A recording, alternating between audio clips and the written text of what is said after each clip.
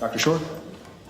Thank you very much for having me here, and thank you for being part of this amazing experience.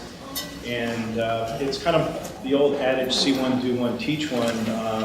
Alan Spear and Jeff Rich are out of town, so they asked me to kind of step in and do this. From the board of directors, we had some discussions regarding creating and documenting the process for the research and writing. From the SAN2, we are coming up on the first anniversary, so we are about to start the second of 3-year CMMI grant, which is very exciting as we expand to other areas. I also wanted to have a special shout out and thanks to the ACC database managers who are here. I hope the experience was good. And a welcome to, and I hope I don't mispronounce, Dr. Stefan Yanachulo and Adrian Levine, David Lazat, and Kevin Lobdell, all who are going to be either here new or going to be participating and giving some talks.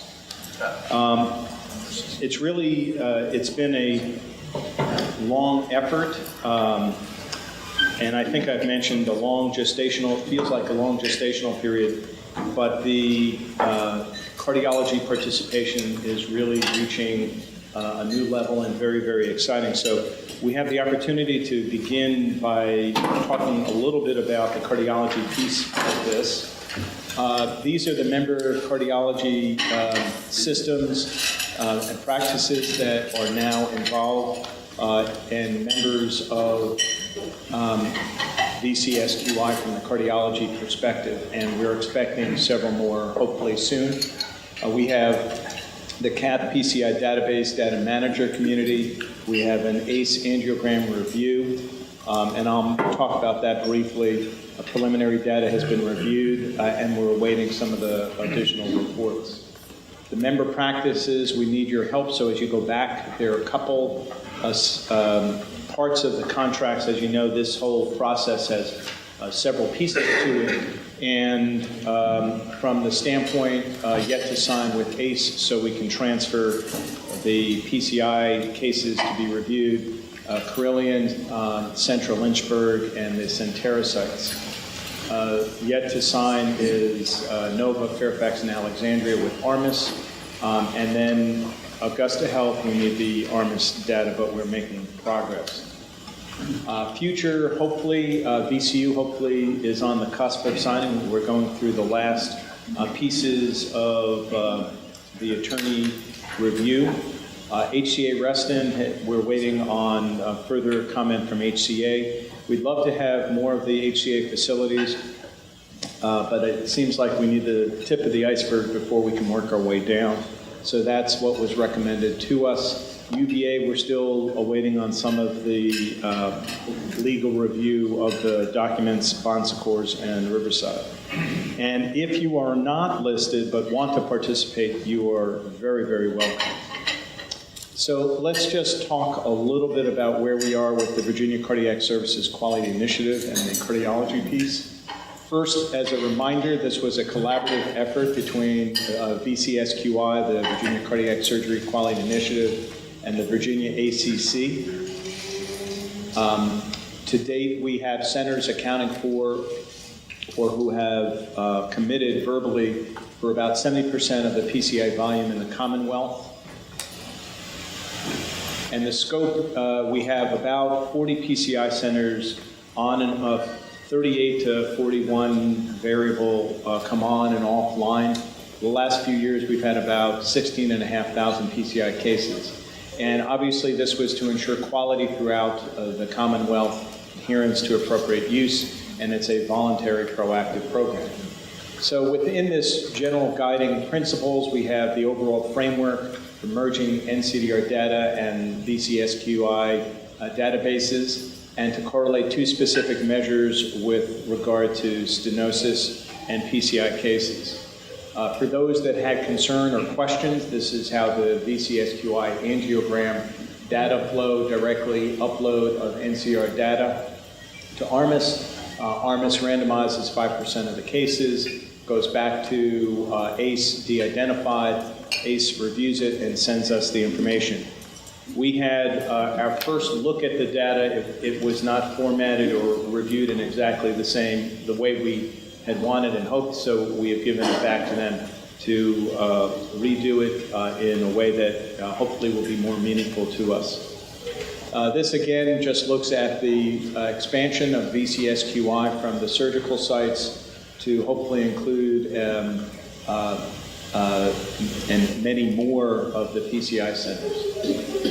So of the initial progress projects, we have the ARMIS merging with SDS and NCDR data, and projects using the NCDR data will need to be approved through the VCACC Oversight Committee in collaboration with the Writing and Research Committee. So where do we stand?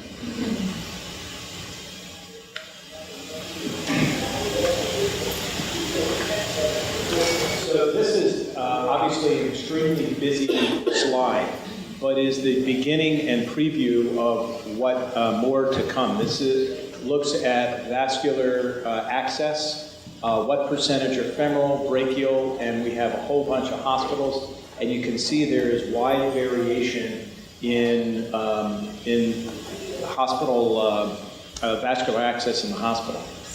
We have information regarding door to balloon time, immediate PCI for STEMI.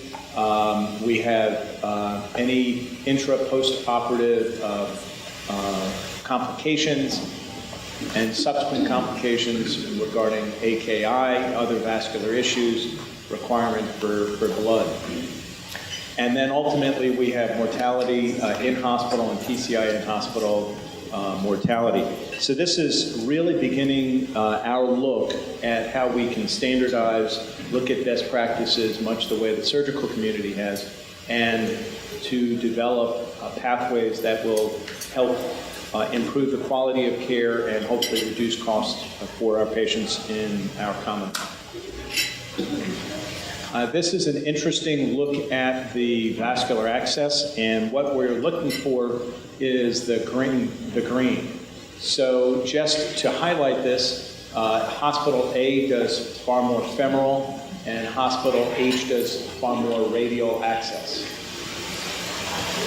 If you look at this slide, this is a metric for immediate PCI for STEMI in minutes for non-transfer patients.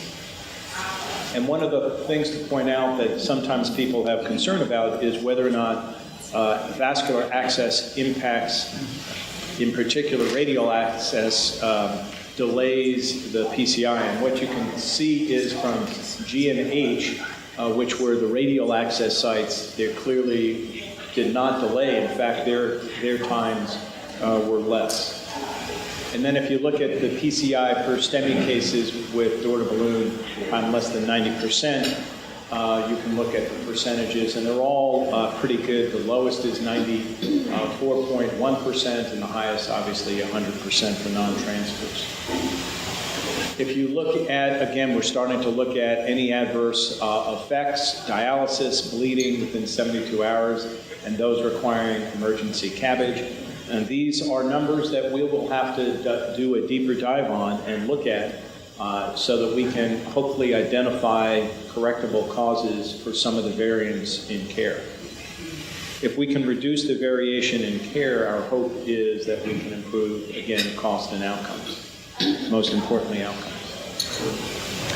This, again, is a look at the vascular bleeding complications, and again, bleeding rate observed, vascular access site requiring treatment for major bleeding, those requiring blood, and other vascular complications. And we'll be able to kind of cross-check between vascular access and the bleeding complications. Again, this is just a quick look at the hospitals for PCI outcomes, looking at AKI, looking at emergency cabbage, and composite death, emergency cabbage, stroke, and RTVR. Again, it's you can see there is wide variation, and I know that when we've looked in the past at the surgical data, we've broken it into large institutions, medium-sized, and smaller institutions, and we'll be mirroring in many ways what has been done so successfully on the surgical side. And again, this is just also another look at it as mortality, both in hospital and PCI in hospital observed. Again, looking at complications at rates for this. CAP quality performance reporting, looking at your average mortality, and fluoro dosing, contrast volume, acute kidney injury, tamponade, post-cardiac shock, and radial artery use, and we're going to be looking at this level of detail. And for the first time, it's really incredibly impressive that we're able to look at and see this level of detail and to be able to start having that data. So it's extremely exciting. I am also extremely excited that VCU is about to come on board as well, along with Carillion, and hopefully we'll get UVA shortly so that we can really get the fellows involved, which have so successfully been involved from the surgical experience. So this is just a quick teaser.